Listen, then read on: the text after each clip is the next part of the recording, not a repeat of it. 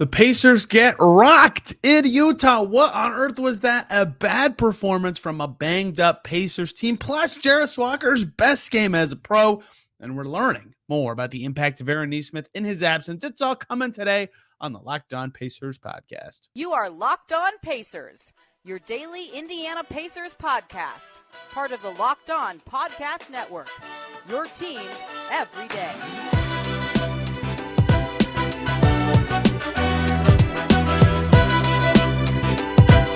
What up, y'all? Happy Tuesday, and welcome into another edition of the Locked On Pacers podcast, where we, of course, talk about the Indiana Pacers. As always, my name's Tony East. I cover the team for Forbes and SI, and today we have a lot to get to. Pacers, Jazz, yuck. Yuck. Why did that just happen? The Pacers get blown out in Utah. Utah's playing well, but that was something else.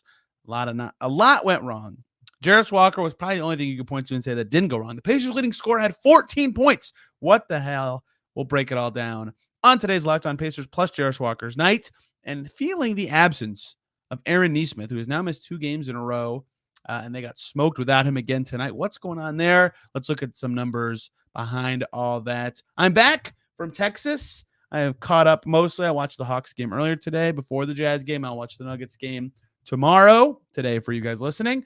We'll talk about that a little tomorrow, and then we'll be caught up and back. We have a nice gap of 2 days here, between games, so we'll do another trade thing tomorrow, and then we'll be right back to games and catching up on the Tyrese Haliburton-less Pacers, who got their butts kicked, my goodness, by the Utah Jazz today. 132-105 was the final score, 27 points. I think sells it perfectly.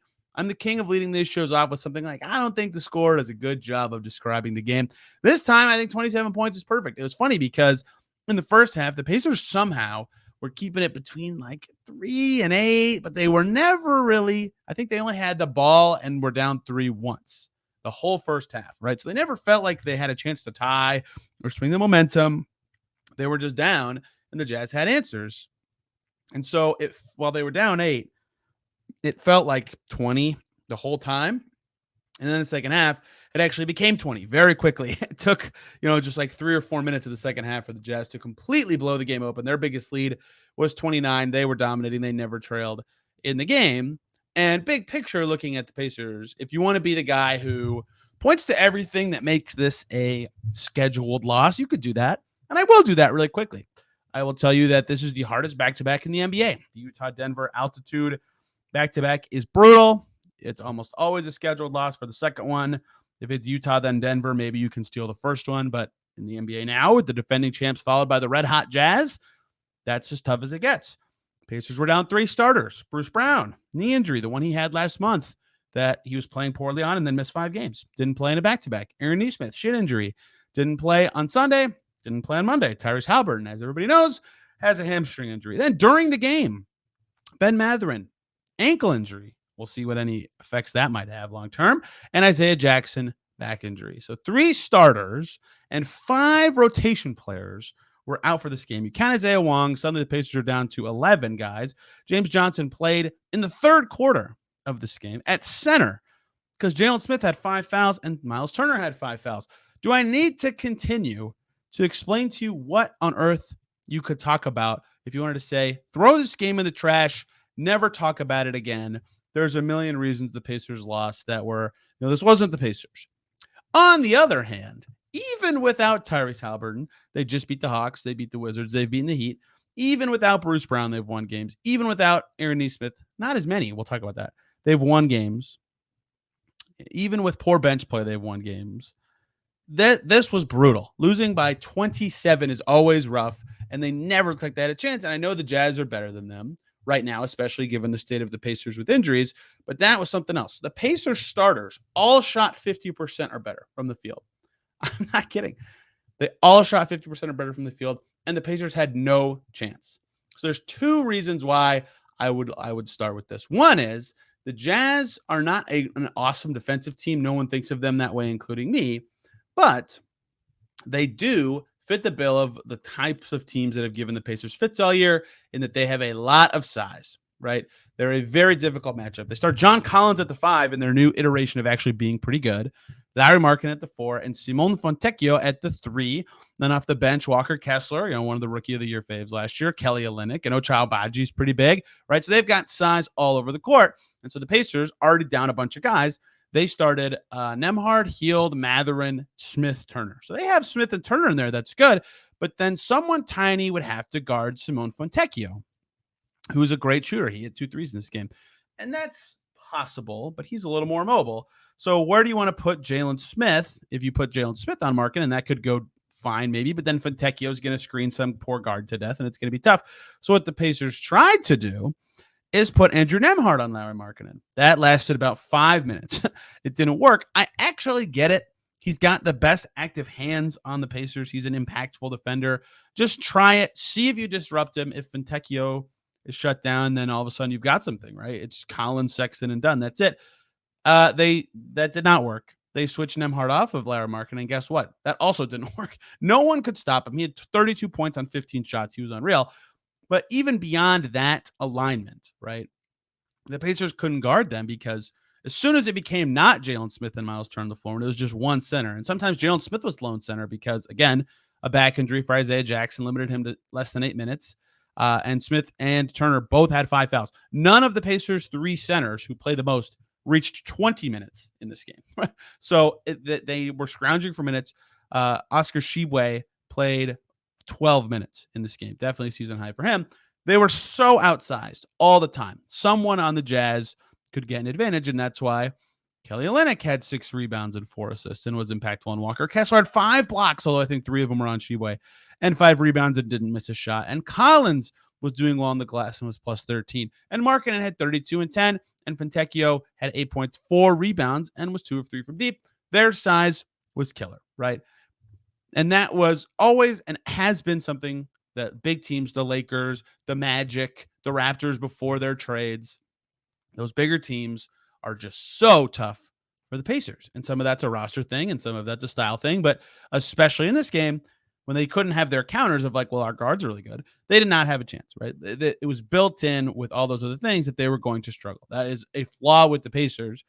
But the thing is, if the Pacers were going to win, let's say, even given all the available players they had, what would they have taken? Well, they would have had to use their advantages elsewhere to exceed that advantage the Jazz had in size. So it would have taken their guards being really good, right? Mathurin having a nice game, Hield having a nice game, TJ McConnell playing well, Andrew Nembhard playing well, right?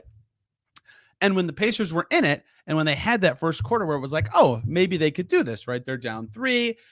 Maybe they can sneak up in this. Yeah, it was 20-23 without 5 minutes to go in the first quarter, right? Close game. And it was a 5-point game not long after that. And it was a 5-point game with a minute to go in the quarter, right?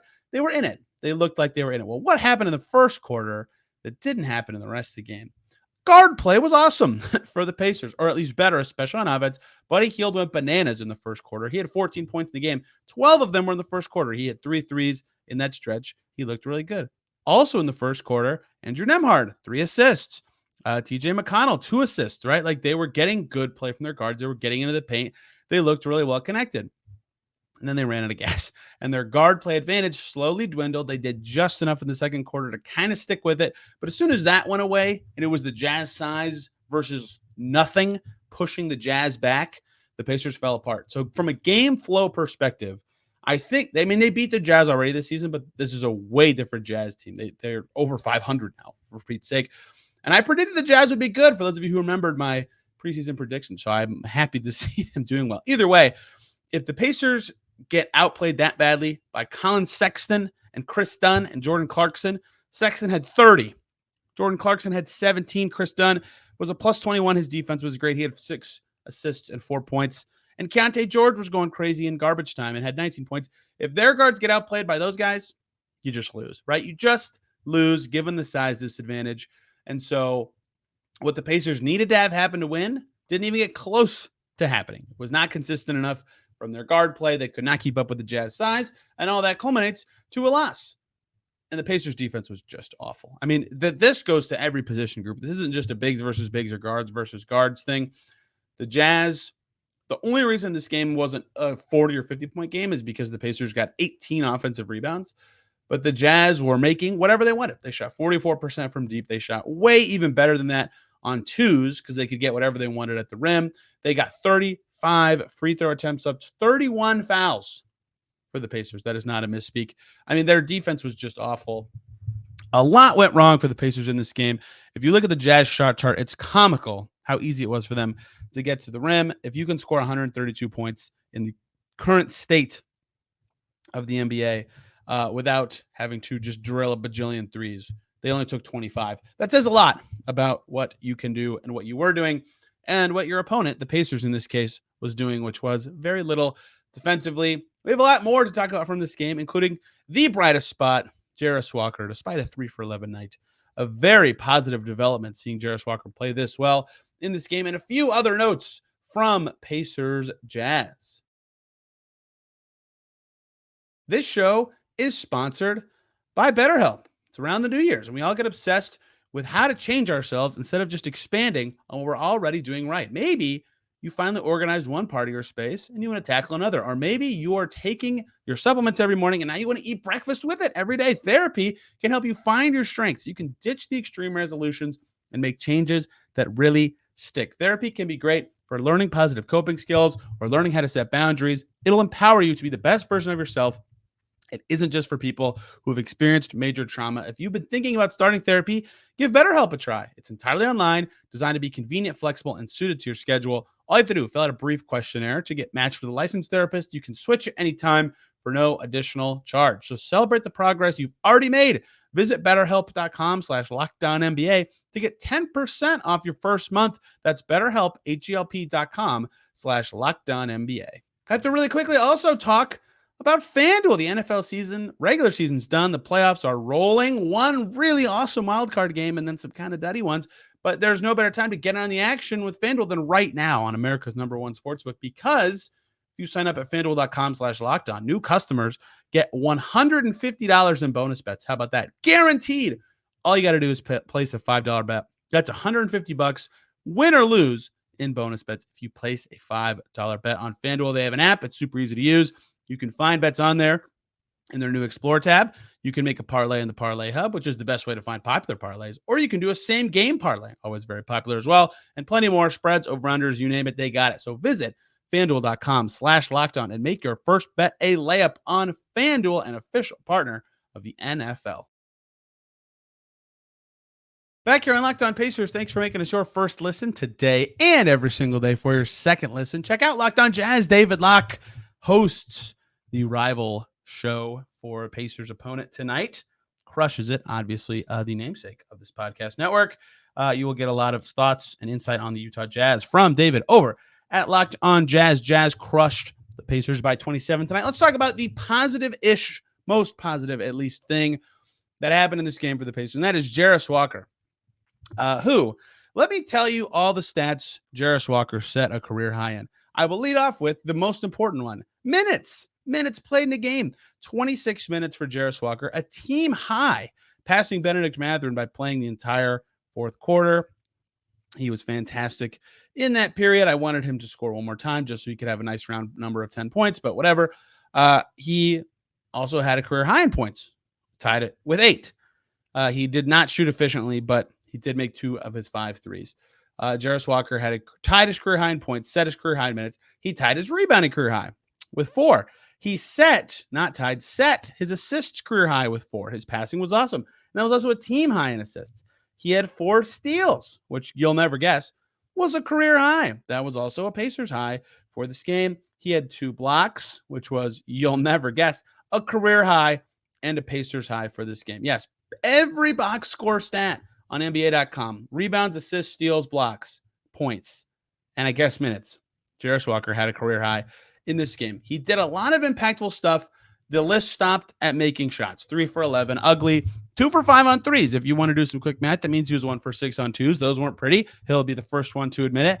Everything else, statistically, was solid. So the defense, look, the numbers look great, right? 2 blocks, 4 steals. That looks impactful. That looks like the defensive playmaker that I talk about all the time. And it was.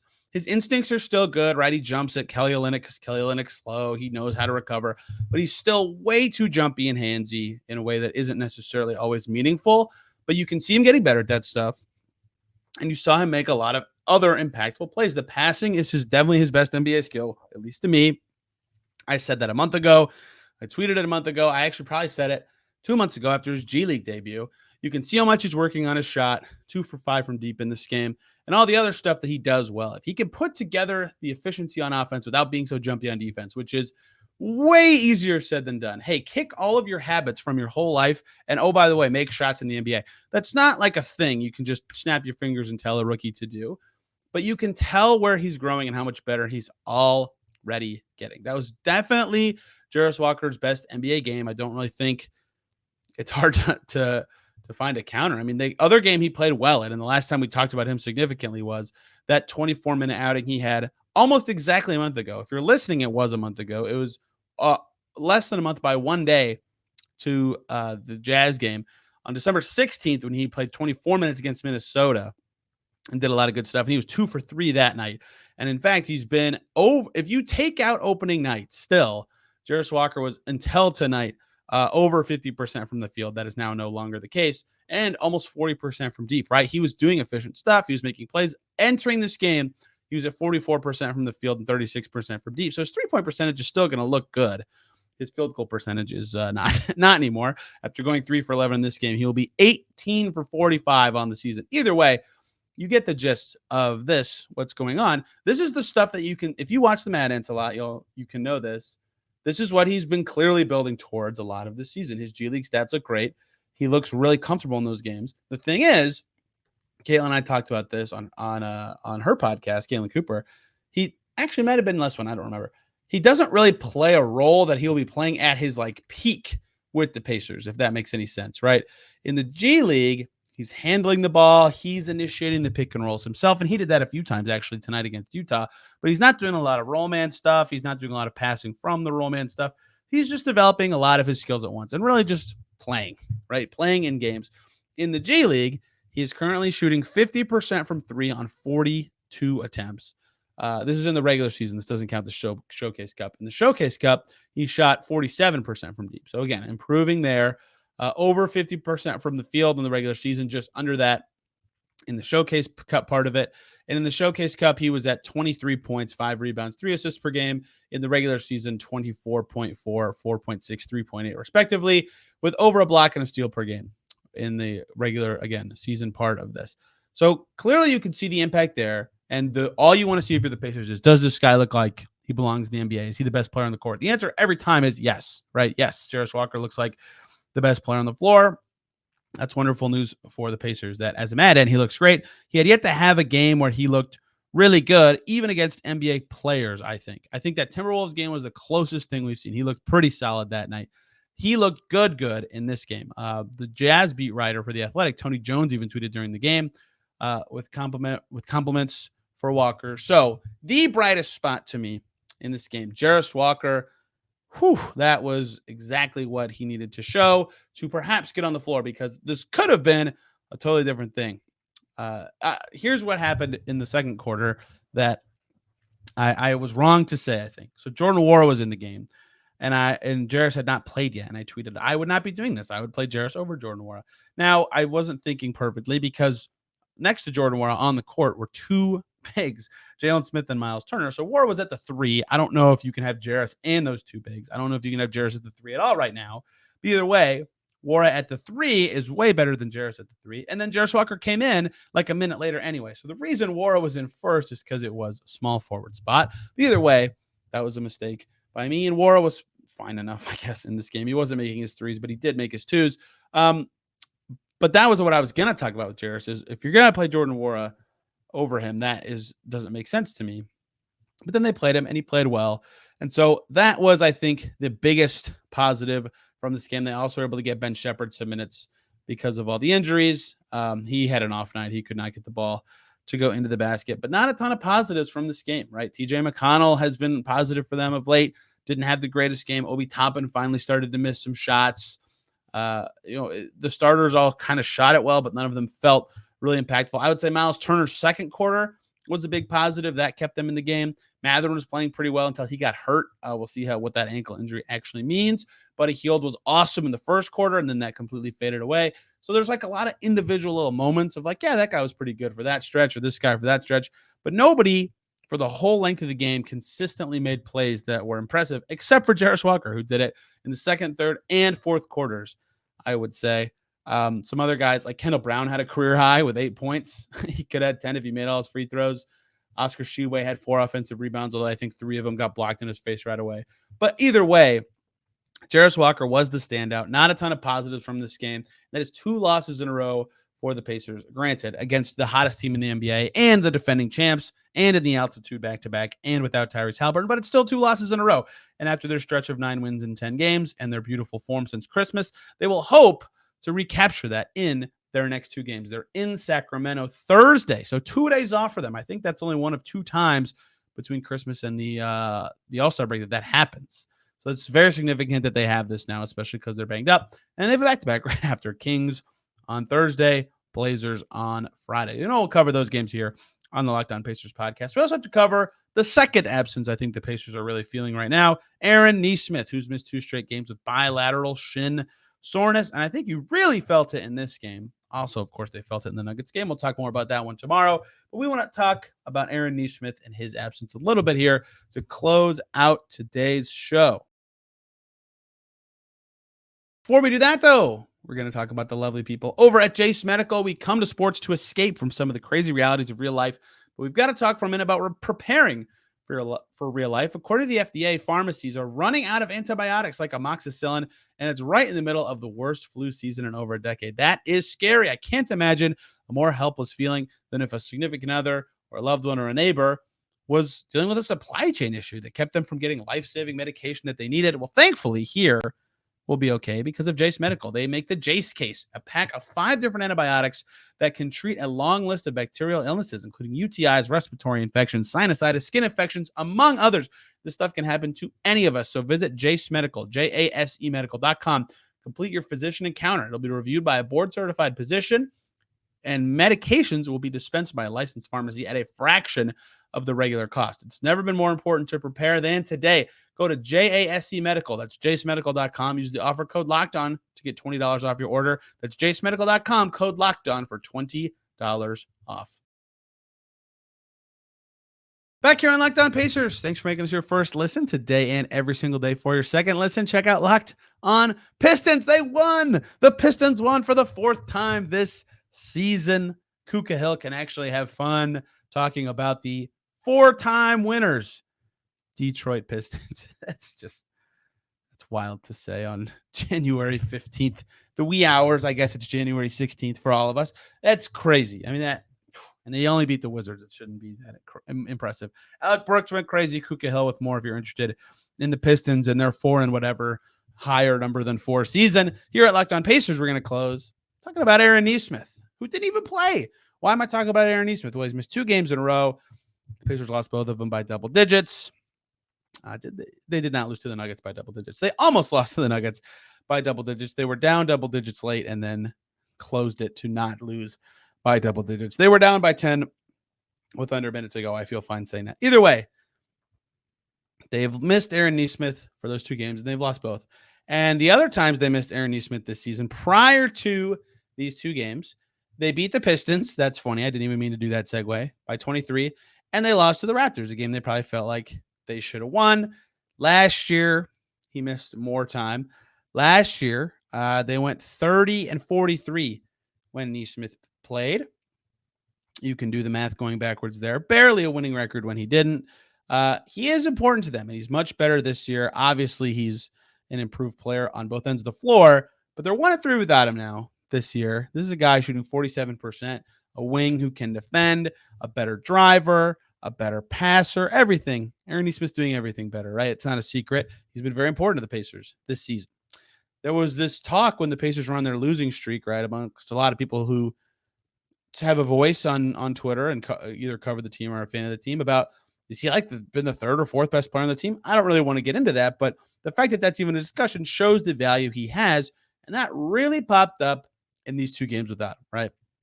I think it was obvious what they were missing, especially tonight when they also didn't have Bruce Brown. But to see this game when they had no answers for even like Simone Fontecchio or some of these bench guys that you could have stuck him on, stuck Nesmith on and had some more success, or even put him on a guard and maybe balance the game out on the perimeter a bit. Maybe he could have been on Sexton instead of just trying to have Nembhard slow down everybody. I mean, that you know how good he is already if you've been watching the Pacers this year, but seeing these two absences really made me want to dive in a little bit beyond just the 1 and 3 part of this, because it's not just that he is a defender now, right? Last year he was starting. It was Halliburton, Nembhard, Nesmith at the 4, and Buddy Hield. They got some offense, defense balance. Now they're searching for all the defense they can get, and he starts because he's maybe their best perimeter defender. For my money, it's probably Andrew Nembhard, but Nesmith is close. It's probably a tie to some people. That's totally fine. And they didn't have him in this game, and they didn't have him when 4 Nuggets players scored 20 points a couple days ago, right, in one game, right? It's just been really tough without him. So again, I wanted to dive into the numbers. So with Aaron Nesmith on the floor this season, obviously he plays a lot with Tyrese Halliburton. Their offensive rating is 122.4. Without him, it's actually higher, right? And he plays a lot with Halliburton, so that was interesting to me. But their defensive swings so much that their net rating shift is still positive between those two things. And you can even take Halliburton out of the equation, and you can say, well, how does that look? Well, they lose net rating, right? With Halliburton on, it's almost 6. Without him, it's closer to 5. They lose almost a point of net rating. So pairing him with Halliburton and without is still a positive to the team, right? They do have a pretty good offensive rating with Nesmith on and Halliburton off, although the defense is terrible. Either way, you know just from the on-off numbers what kind of value he has to the team. But I think the other thing that stands out, and especially in this game with a lot of guys out, is he is the guy, especially now that he's starting, that can kind of allow everyone else to slot into a position that makes sense. If that even makes sense. Like he's kind of small for a 3, but he's a 3, right? He's clearly a 3. That's a very good position for him. He can guard wings. That's fine. That's a successful thing. You're happy about that if you're the Pacers. No one else on the team, you'd say, is naturally their best position. Their top position is 3. Jalen Smith, very clearly a 4, more a 5. Mathurin, more 2. Nembhard, 1, 2. Toppin's a 4, who plays more 5 than 3. Jackson's clearly a 5. Ben Shepherd's a 2. War is a 4. Walker's a 4 right now. Like maybe Kendall Brown. Maybe Kendall Brown's a natural 3 as a 2A. Either way, Nesmith is the natural 3. So when he's playing and he's playing 25 to 30 minutes a game, that means everyone else is playing their natural spot more often. Without him, what you get is Buddy Hield at the 3, or Ben Mathurin at the 3, or Ben Shepherd in tonight's case at the 3, or Jordan Nwora in tonight's case at the 3, and Bruce Brown is another one there, and that's okay, but not great, right? Like everybody is playing a position that they're not necessarily the best at, and especially against the Jazz, who are huge, that snowball effect becomes really tough because they can't stay in front of Lauri Markkanen, for example, right? They're too short, or they're too slow to stay in front of whatever guard they're guarding, or they can't stick with Kelly Olynyk, right? Lots of stuff that goes wrong, and that either leads to easy points for the opponent, or Miles Turner and Jalen Smith are on cleanup duty all night and end up with 10 combined fouls. Everybody's position makes more sense when Nesmith plays. And then when he's not in, you have the bench group with Hield, Mathurin, which, again, neither of them are the most natural 3s, but when they're both on the bench together, it's a little less important. You're not going against the best of the best lineups all the time. So I think that there's 2 things that are obvious here. One is he's good, right? Now that he's drilling, I mean, he was already pretty good. I think people who watch the Pacers a lot felt like the Pacers got a good deal when they got him on that contract extension. But now that he's just lighting it up from 3 this year, and even his 2-point percentage is the second best it's ever been in his career on a way higher volume, right? He's a very efficient player. 66% true shooting is crazy, even at his role player usage. His turnover rate's lower, his block percentage, his steal percentage, career highs, right? A lot of stuff about Aaron Nesmith is better this year. I'm not surprising anybody with that. So obviously when he's out, you feel like you miss something if you're the Pacers. You're missing a wing who can shoot 3s and play defense. That alone is a big loss. But I think the takeaway I'm starting to have from these games is they not only miss Aaron Nesmith, he is the guy that gets everybody else in the right spot just by default, just by having him play, having him in the lineup.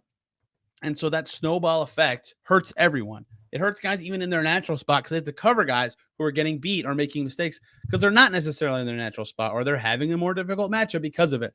And so this makes me think, maybe another 3 could have some value to the Pacers, even if it's not somebody who has to play necessarily a ton. And 2, it really just stresses the value of having him available. We'll see if he's going to play as this road trip progresses. We'll see how the Pacers can adjust if he can't play and who they could put at the 3. If the Bruce Brown covers a little bit, because he can guard wings the best of probably anybody not named Andrew Nembhard on the team, but they didn't have him, obviously. So that is my Aaron Nesmith thesis. We'll see if it comes true, or if the Pacers can find ways to mitigate it going forward, or what they do about it from a trade perspective, if anything, in the next month. Speaking of trades, tomorrow we'll do the last trade show until more stuff comes out about the Pacers. Rumor roundup, looking at everything that's been said by credible people around the league so far. And then I will talk about the Hawks and Nuggets games for a little bit, just to cover the bases. Then we'll talk with someone who covers the Kings about the Kings on Thursday.